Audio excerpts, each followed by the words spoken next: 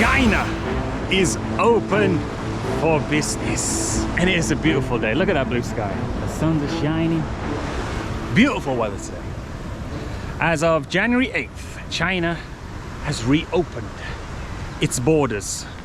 They no longer require any quarantine time to enter China. Business is back to normal as usual. There's an old fellow there, just got his mask on his chin. That's something else I've noticed. People are back out on the streets, things are as normal. Just like I said in my last video, I said in about 2-3 weeks, and that's exactly what it is, things will return back to normal. People are back out on the streets, and a lot more people are now no longer wearing masks, as you can see there. They're not wearing masks. Those two are not wearing masks.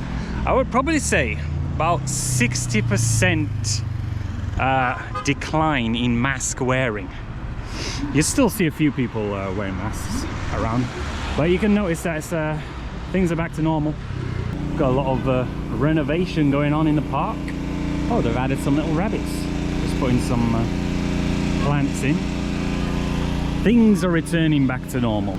Got a grandpa here, just enjoying the sun on this beautiful January. What day is it? January 14th, Saturday. I'm obviously not wearing a mask. You can see lots of people around. Most people not wearing masks. I've already had COVID, as you saw in the last video, and just like I said, it's nothing to worry about.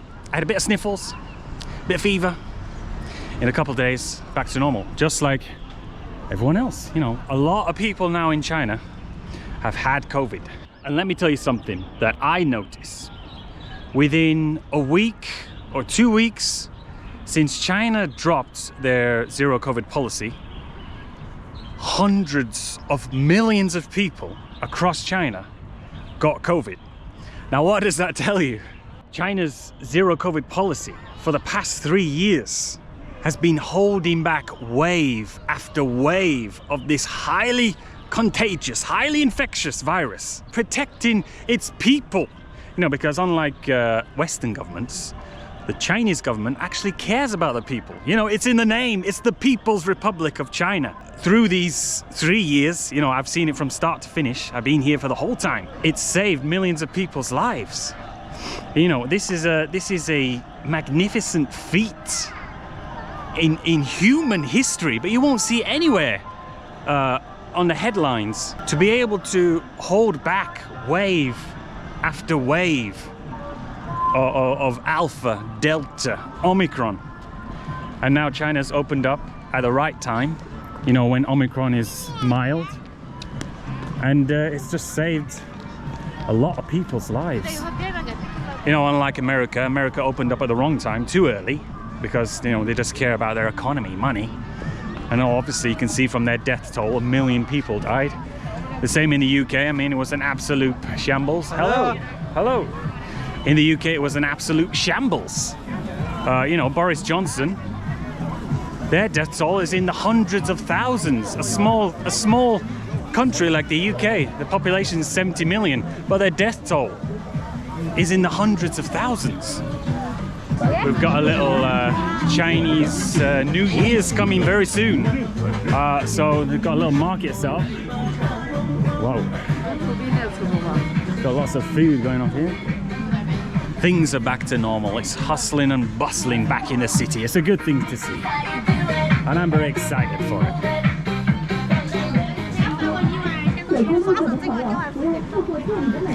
It's really just ridiculous, you know. You don't hear about China's zero COVID policy in Western media. You know, they should be saying that it's remarkable, you know. It's unprecedented in human history. A country this size, more than 1 billion people, 1.4 billion people, can manage to hold back COVID for 3 years, while every other country in the world, literally every other country in the world, they just opened up, they gave up, you know. But China was the only one who managed to pull this off. That should be the headlines in Western media, but guess what? It's not. They just carry on their hate campaign against China and try to bring China down. They're trying to stop the rise of China. And so everyone's getting COVID in China. It's not a big deal. Get a bit of fever, bit of sniffles.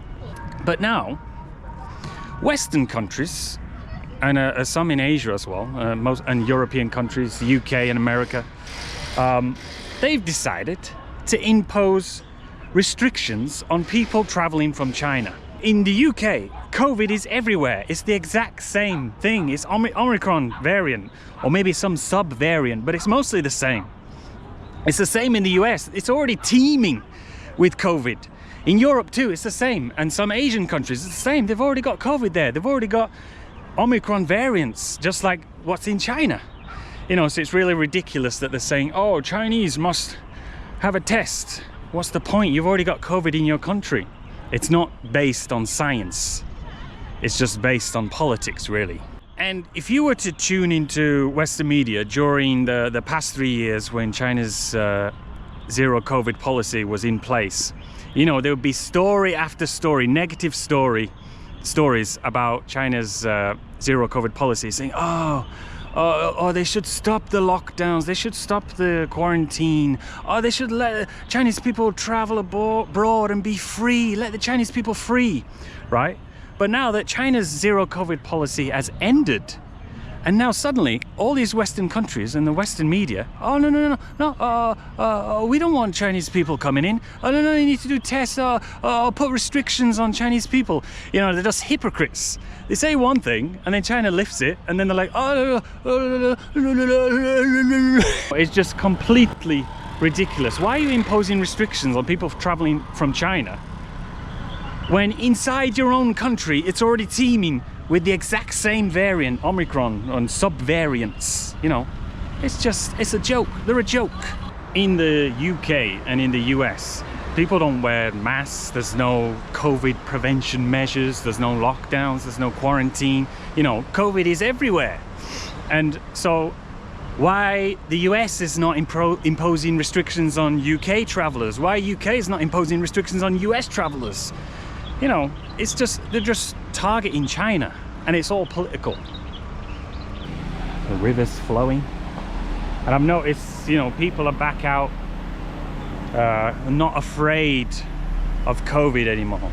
They've realized that, you know, just a bit of fever, probably, most likely they've already had COVID once, built up that immunity to it, and now there's nothing to worry about.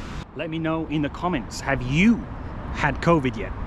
The real question is, who hasn't had COVID? That's even rarer.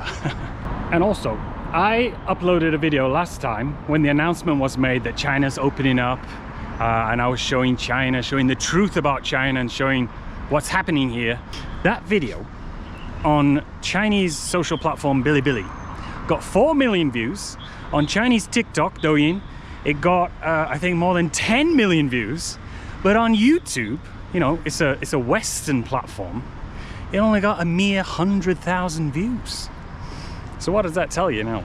They're trying to suppress the truth about China.